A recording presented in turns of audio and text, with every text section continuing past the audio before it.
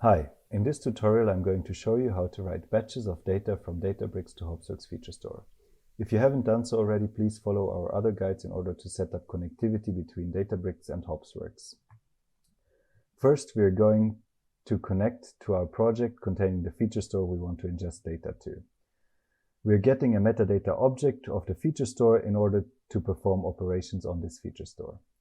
We're going to ingest two batches of data corresponding to two data frames. The first data frame containing initial contracts, whereas the second data frame contains the contracts which have been terminated. We do this in two batches in order to show the upsert capabilities of the feature store. As you can see, some of the primary keys are the same, so these rows will be updated in the feature store.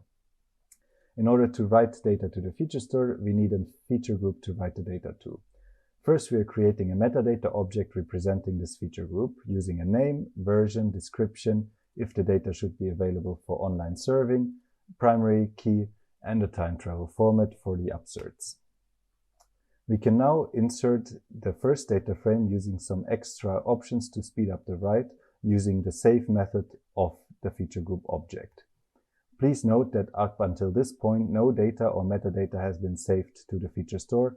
So the save method initializes the metadata as well as writing the first batch of data to the feature store. Now that the metadata has been initialized and the first data written, we can write additional data using the insert method of the feature group object. If you have existing feature engineering pipelines, it is as easy as adding an additional insert in the end of your pipeline to write or sync a data frame to a feature group.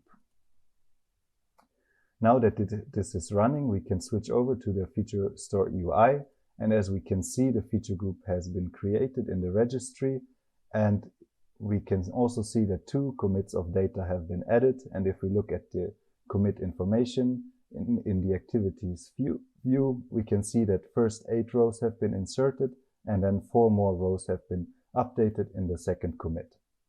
We can view the same information if we head back to the notebook and call the commit details method of the feature group.